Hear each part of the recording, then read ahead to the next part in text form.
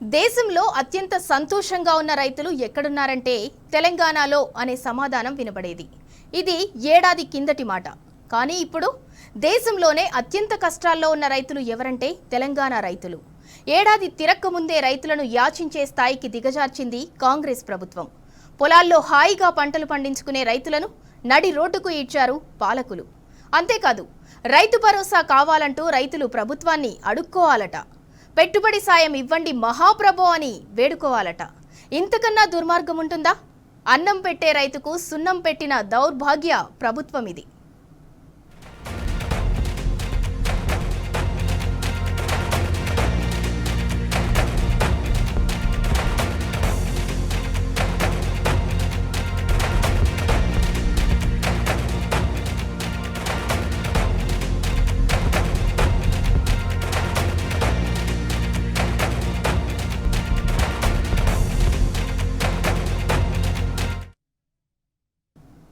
ఎన్నికలకు ముందు రైతులకు ఇచ్చిన ఏ ఒక్క హామీని కూడా కాంగ్రెస్ ప్రభుత్వం నెరవేర్చలేదు.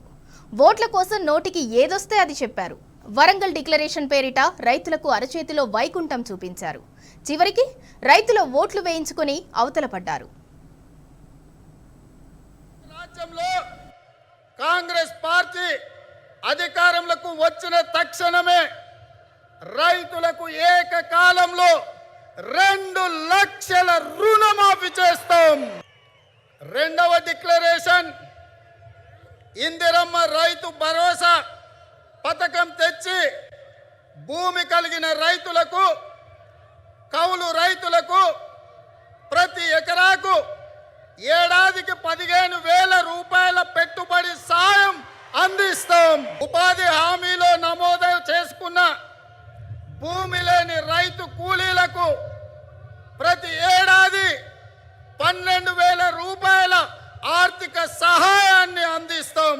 రైతులు పండించిన పంటలకు, ఉదాహరణ వరి, పత్తి, మిర్చి, చెరుకు, పసుపు, ఇలా అన్ని పంటలకు మెరుగైన గిట్టుబాటు ధర ఇచ్చి చివరి గింజ వరకు కాంగ్రెస్ పార్టీ కొనుగోలు చేస్తుంది. గత 10 ఏళ్లు ఎలా ఉండేది? తెలంగాణ వ్యవసాయం ఆకుపచ్చగా కలకలలాడింది. ఈ నేల కేసీఆర్ అందించిన పంట పెట్టుబడి సాయంతో తెలంగాణ రైతులు భూమికి బరువయ్యేంత పంట పండించారు. తెలంగాణ వరి కంకులను చూసి గోదావరి జిల్లాలు కూడా మురిసిపోయాయి. ధాన్యం దిగుబడిలో పంజాబ్ను తలదన్నాం. రికార్డు స్థాయిలో పంట దిగుబడులు సాధించి రికార్డులు సృష్టించాం. మరిప్పుడేమైంది? వ్యవసాయ రంగాన్ని కాంగ్రెస్ ప్రభుత్వం విధ్వంసం చేసింది. రైతును గాలికి వదిలేసింది. రైతులకు సంకెళ్లు వేసి ఘోరంగా అవమానించింది. ఇప్పుడు రైతులను యాచించే స్థాయికి తీసుకొచ్చింది.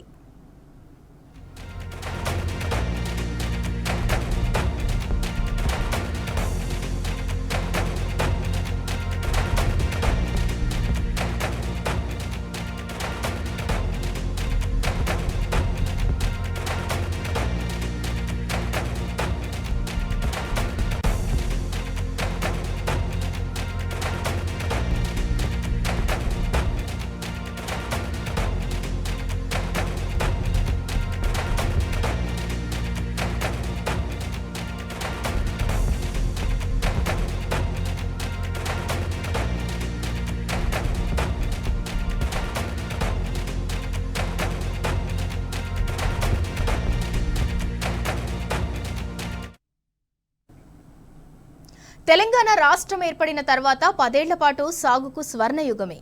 గత బీఆర్ఎస్ పాలనలో అన్నదాతలు నిశ్చింతగా పంటలు పండించుకున్నారు. విత్తు నాటింది మొదలు పంటను అమ్ముకునే వరకు గత సర్కార్ రైతులకు అడుగడుగునా అండగా నిలిచింది. భారీ ప్రాజెక్టుల నిర్మాణంతో సాగునీటి కష్టాలు దూరం చేసిన నాయకుడు కేసీఆర్. మిషన్ కాకతీయ ద్వారా చెరువులు నింపి ఆయకట్టుకు ప్రాణం పోశారు. ఎరువులు, విత్తనాలను సకాలంలో అందించింది గత ప్రభుత్వం. కల్తీ విత్తనాల మాఫియాపై కేసీఆర్ ఉక్కుపాదం మోపారు.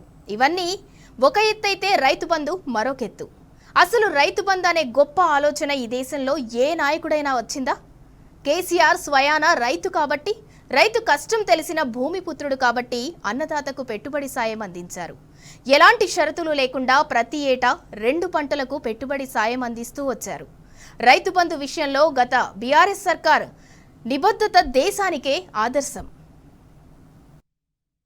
2014లో తెలంగాణ తొలి ప్రభుత్వం టీఆర్ఎస్ ప్రభుత్వం వ్యవసాయాన్ని స్థిరీకరించాలి, రైతును రారాజు చేయాలి అనే ఉద్దేశంతో భారతదేశంలో స్వాతంత్రం వచ్చిన తర్వాత ఎవ్వరు ఆలోచించని విధంగా ఒక విప్లవాత్మకమైన పథకానికి రూపకల్పన చేసి ఎన్నికల మేనిఫెస్టోలో పెట్టకపోయినా, ఓట్ల కోసం ఆ మాట చెప్పకపోయినా, రైతుల మీద ప్రేమ ఉండే నాయకుడు కాబట్టి, తాను స్వయంగా రైతు కాబట్టి కేసీఆర్ గారు రైతుకు పెట్టుబడి ఇవ్వాలి, రైతు దాన్ని ఏ రూపంలో వాడుకున్నా వ్యవసాయంలో రైతుకు పెట్టుబడి ఇవ్వాలి అని ఆలోచన చేసి దాన్ని అమలు చేసిన నాయకుడు మా నాయకుడు కేసీఆర్ గారు.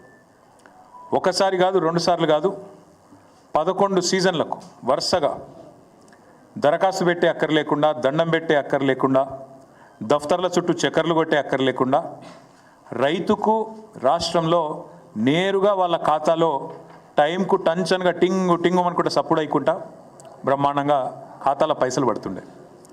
1 కాదు, 2 కాదు, 73,000 కోట్ల రూపాయలు రైతుల ఖాతాల్లో వేసిన నాయకుడు 11 సీజన్ల పాటు కేసీఆర్ గారు.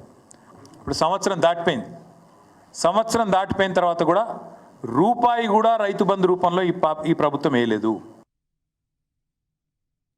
నమ్మి నానబోస్తే పుచ్చి బుర్రలైనట్టే ఉంది కాంగ్రెస్ దుష్ట పాలన. ఏదో ఉద్ధరిస్తారని అధికారం ఇస్తే ఓట్లేసిన జనానికే చుక్కలు చూపెడుతున్నారు. గత ఏడాది కాలంగా తెలంగాణ రైతులు పడుతున్న అవస్థలు రాస్తే రామాయణం, వింటే భారతం. అన్నదాతల గోసు పుచ్చుకుంటోంది ఈ ప్రభుత్వం. ఘనత వహించిన ఇందిరమ్మ రాజ్యంలో తెలంగాణ రైతులకు కష్టాలు అన్నీ ఇన్ని కావు. 6 గ్యారంటీల అడ్డగోలు హామీలతో అధికారంలోకి వచ్చిన రేవంత్ సర్కార్ ఇప్పుడు రైతుల పాలిట యమ పాసంలా తయారైంది.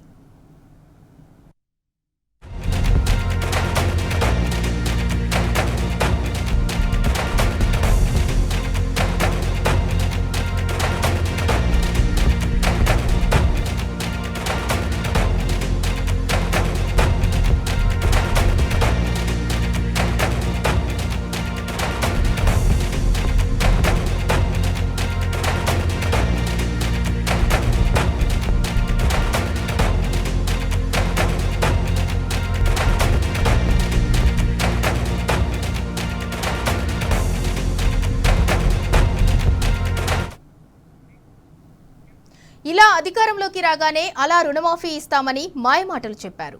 చివరికి అడ్డమైన రూల్స్ అన్నీ పెట్టి సగం మంది రైతులకు ఎగనామం పెట్టారు. ముందుగా 40,000 కోట్ల రుణమాఫీ అన్నారు. తర్వాత దాన్ని సగానికి తగ్గించారు. అరకొర మంది రైతులకు రుణమాఫీ చేసి మమా అనిపించారు. 2 లక్షల పైన రుణమున్న వాళ్లు లోన్ కట్టేస్తే మాఫీ చేస్తామని మాటిచ్చి వారిని కూడా మోసం చేశారు. ఆఖరికి సగం మంది రైతుల నోట్లో మట్టి కొట్టారు. మళ్లీ సిగ్గు లేకుండా అందరికీ మాఫీ చేశామని చెప్పుకు తిరుగుతున్నాడు రేవంత్. నువ్వు పెట్టు డిక్లరేషన్, ఏ ఊళ్ళే ఎంతమందికి రైతు బంధు పోయింది, ఎన్ని పైసలు పోయినాయి, ఎవరికి ఎంత ముట్టినాయి, దమ్ముంటే పెట్టు. బోనస్ ఎవరికి ఎంత వచ్చింది ఊళ్ళే పెట్టు. ఏ ఊరికి రైతు కూలీలు ఎంతమంది ఉన్నారో పెట్టు. ఏ ఊళ్ళే కౌలు రైతులు ఎంతమంది ఉన్నారో పెట్టు. భూ యజమానులు ఎంతమంది ఉన్నారో పెట్టు. అప్పుడు హిసాబ్ కితాబ్ మొత్తం కూడా రైతులు లెక్కదిస్తారు. మా దగ్గర స్పష్టమైన సమాచారం ఉంది కాబట్టే ఆ రోజు భూ రికార్డుల ప్రక్షాళన చేసి వెంటనే మేము మొత్తం రైతాంగానికి 70 లక్షల మంది రైతులు 1,52,00,000 ఎకరాలకు టంచన్గా రైతు బంధు వేసినాం. మా దగ్గర క్లారిటీ, ఒక్క పైసా లంచం లేకుండా, ఒక్క రూపాయి అవినీతికి ఆస్కారం లేకుండా చేసినాం. జోరుదారుగా రైతు ఒక రారాజులాగా కేసీఆర్ గారు ప్రభుత్వంలో బతికిండు. మరి ఇప్పుడు మీ ప్రభుత్వం వచ్చినాక బిచ్చగాన్ లెక్క రైతు ప్రమాణపత్రం ఇవ్వాలి. చాలా దారుణంగా రైతులను యాచించే వారిగా చిత్రీకరించే విధంగా, రైతులను దొంగలుగా చిత్రీకరించే విధంగా రైతులు ప్రమాణపత్రం ఇవ్వాలి అని చెప్పేదైతే మీరు పట్టుబడుతున్నారో ఇది ఎంత మాత్రం సహించరాని దుర్మార్గమైన ఆలోచన. దీన్ని తీవ్రంగా మేము ఖండిస్తున్నాం, తీవ్రంగా వ్యతిరేకిస్తున్నాం, రైతులకు కూడా పిలుపునిస్తున్నాం. మీరు డిమాండ్ చేయండి అధికారులను, ఏమైనా మా ప్రజాపాలన దరఖాస్తులను అడగండి, ఊరూరికి అధికారులను అడగండి, మీరు పెట్టండి లిస్టు, మీరు పెట్టండి ప్రమాణపత్రం, ఎక్కడ పోయినాయి పైసలు, ఎక్కడ దుర్వినియోగం చేసిందని అడగండి, నిలదీయండి. అందరం కలిసికట్టుగా కదం దొక్కుదాం. ఈ ప్రభుత్వం మెడలు వంచి వరంగల్ డిక్లరేషన్ పేరిట కొట్టిన పోజులు ఏవైతున్నాయో, వరంగల్లో వాళ్ళు ఇచ్చిన ప్రమాణపత్రం ఏదైతుందో దాన్ని పట్టుకొని ఒక్కొక్క కాంగ్రెస్ నాయకుడిని నిలదీద్దాం, ఖచ్చితంగా అడుగుదాం. ఇక రైతు బంధు గురించి అధికారంలోకి రాగానే రైతు బంధు డబ్బులు వేస్తామని తీపి మాటలు చెప్పారు కాంగ్రెస్ నాయకులు. తీరా వచ్చాక 2 సీజన్ల రైతు బంధుకు ఎగనామం పెట్టారు. ఎన్నికలకు ముందు కేసీఆర్ ప్రభుత్వం రైతు బంధు ఇవ్వకుండా ఈ కాంగ్రెస్ నాయకులే అడ్డం పడ్డారు. పోనీ వీళ్ళ అధికారంలోకి వచ్చాకైనా ఇచ్చారా అంటే అది లేదు. 2023 యాసంగిలో ఒక్కో ఎకరానికి 2500 చొప్పున రైతు బంధు పైసలు ఎగ్గొట్టారు. 2024 వానాకాలంలో ఒక్కో ఎకరానికి ఎగ్గొట్టిన రైతు భరోసా 7500. ఇక 2024 యాసంగిలో ఒక్కో ఎకరానికి 7500 రైతు భరోసా ఇవ్వలేదు. అంటే కాంగ్రెస్ ప్రభుత్వం ఒక్కో ఎకరానికి బాకీ పడ్డ రైతు భరోసా 17,500 రూపాయలు. మరి ఈ పైసలన్నీ ఎప్పుడిస్తావు రేవంత్ అంటే సమాధానం లేదు. బాకీ చెల్లించేదాకా రేవంత్ సర్కార్ను వదిలిపెట్టేది లేదని కేటీఆర్ హెచ్చరించారు. 12 కాలాలు మీకు రైతు బంధు చేసిండో ప్రతి ఒక్క రైతు అకౌంట్ నెంబర్ ప్రభుత్వం దగ్గర ఉంది. ఎవరికి ఎంత సర్వే నెంబర్ ఉందో, ఎంత భూమి ఉందో ఉన్నది. ఎవరు భూ యజమాని, ఎవరు కౌలు రైతు, అది కూడా ప్రభుత్వం దగ్గర ఉంది. యాదకుండాల మీకు రేవంత్ రెడ్డి గారు చెప్పిండు ఎన్నికలకు ముందు ఏమన్నాడు, 22 లక్షల మంది కౌలు రైతులు ఉన్నారు తెలంగాణలో, వాళ్ళందరికీ కూడా రైతు బంధు ఇస్తా అని చెప్పిండు. యాదకున్నదా లేదా? రైతు కూలీలకు ఎంత ఇస్తా అన్నాడు? 12,000 ఇస్తా అన్నాడు. అందుకే నేను మిమ్మల్ని అందరినీ కోరేది, గ్రామాల నుంచి వచ్చిన మా సోదరులను, రైతు భరోసా మీరు చెప్పిన విధంగా రైతు భరోసా ఎకరానికి 5,000 కాదు 7,500 ఇస్తా అని చెప్పినావు. మరి 3 పంటలకు కలిపి, ఏది పోయిన డిసెంబరు, తర్వాత యాసంగి, మళ్ళీ ఇప్పుడు వానాకాలం, 3 కలిపి ఒక్కొక్క పంటకు రేవంత్ రెడ్డి ఎంత బాకీ ఉన్నాడు ఎరికైనా? ఒక్కొక్క ఎకరానికి 17,500 రూపాయలు ఒక్కొక్క రైతుకు బాకీ ఉన్నాడు.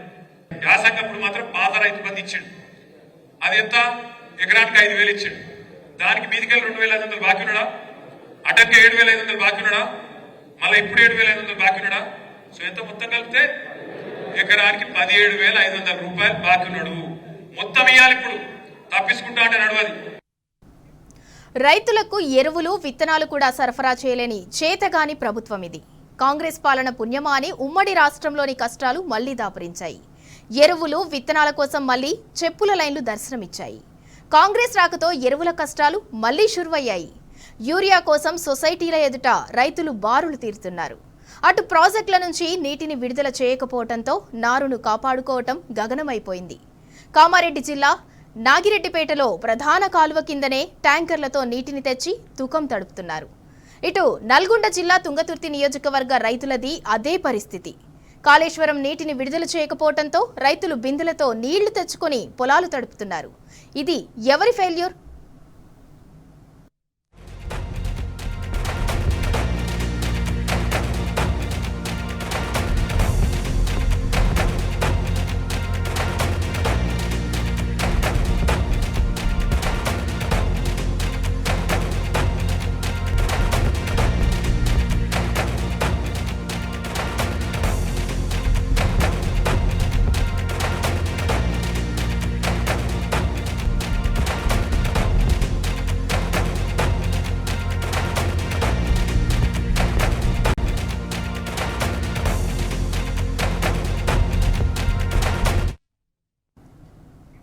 సరే, ప్రభుత్వం పెట్టుబడి సాయం ఇవ్వకపోయినా రైతులు అప్పో సప్పో చేసి పంటలు వేసుకుంటున్నారు. కష్టాలను, ప్రకృతి వైపరీత్యాలను తట్టుకొని పంటలు పండించుకున్నారు. పోనీ ఆ పంటనైనా ప్రభుత్వం కొన్నదా అంటే అదీ లేదు. ధాన్యం కొనకుండా రైతుల నడ్డి విరిచింది సర్కార్. ఐకేపీ సెంటర్లలో రైతులు నెలల తరబడి నరకం చూశారు. అకాల వర్షాలకు ధాన్యం తడిసిపోతే కల్లాల నిండా కన్నీళ్లే మిగిలాయి. ఇక టమాటా లాంటి పంటకు గిట్టుబాటు ధర లేక రోడ్డు పాలవుతున్నాయి. మెదక్ జిల్లా శివంపేట మండలం నవాబ్పేటలో 5 ఎకరాల టమాటా పంటను రైతులు కోపంతో కాలబెట్టారు.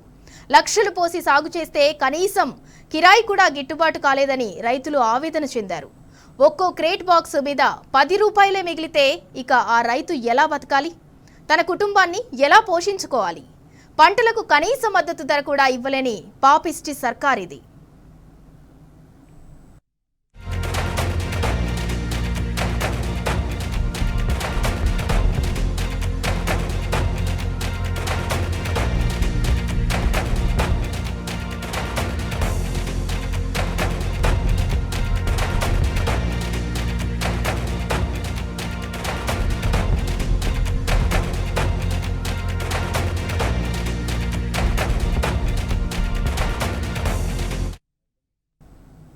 మద్దతు ధర లేక టమాటా రైతులంతా నిండా మునిగారు.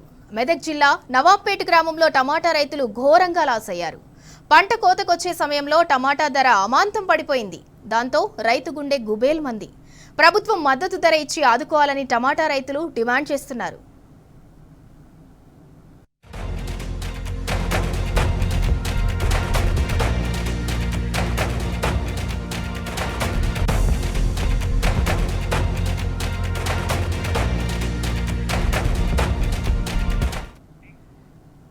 ఇక మద్దతు ధర మరో మోసం.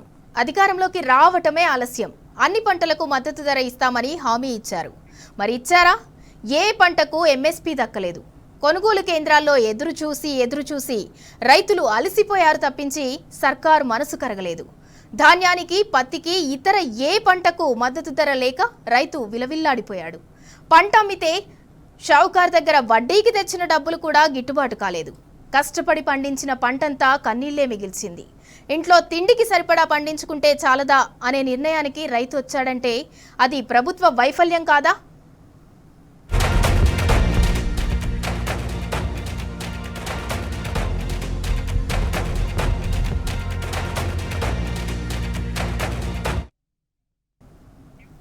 మొత్తం మీద హస్తం పార్టీ ఐరన్ లెగ్ పెట్టిందో లేదో సర్వనాశనం.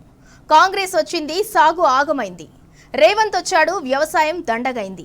కొండనాలుకి మందేస్తే ఉన్న నాలుక ఊడిపోయినట్టుగా మారింది తెలంగాణ రైతుల పరిస్థితి. కోరి తెచ్చుకున్న కొరివి ఇక తప్పుతుందా అంటూ రైతులు నెత్తి నోరు కొట్టుకుంటున్నారు.